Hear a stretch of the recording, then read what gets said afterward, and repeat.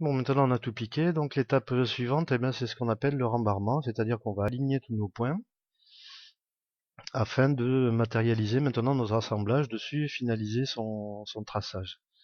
Donc je commence par tracer la gorge là, puisque j'y étais. J'aligne mes deux traits. Je vais faire la même chose en about maintenant. L'arasement, le désabout.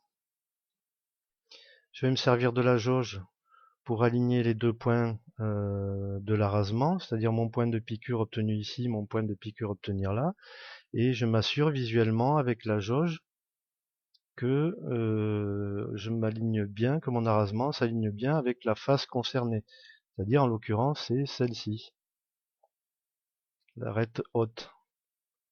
Donc là on voit que c'est parfait. Vous voyez ce que ça donne ici, je suis bien ici au point, et on a vu sur la vue précédente que j'étais bien aligné avec la face du dessous. Donc je peux tracer mon trait d'arasement qui sera prêt ainsi à couper. Ensuite je peux tracer le tenon, on fait 7,5 en général puisque la mortaise va faire 8. On va tracer 7,5 ici. On va tracer notre désabout ici, alors qu'il va être lui un peu différent. Notre désabout, vous voyez ici, va pas être régulier puisque notre arasement est biais.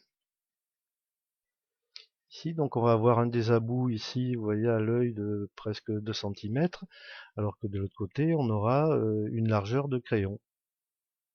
Ce qu'on avait mis, on a positionné notre crayon pour avoir des arasements réguliers. Alors lorsqu'on a beaucoup de pollen, pour le désabout, ce qu'on fait, c'est que on se sert d'un compas. On va par exemple présenter notre crayon une première fois pour obtenir le point ici.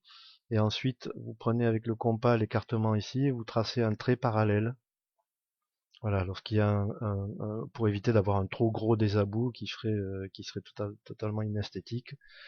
Et après, on redescend donc ce point-là ici pour avoir le point de référence pour la bout de la mortaise sur l'entrée ici.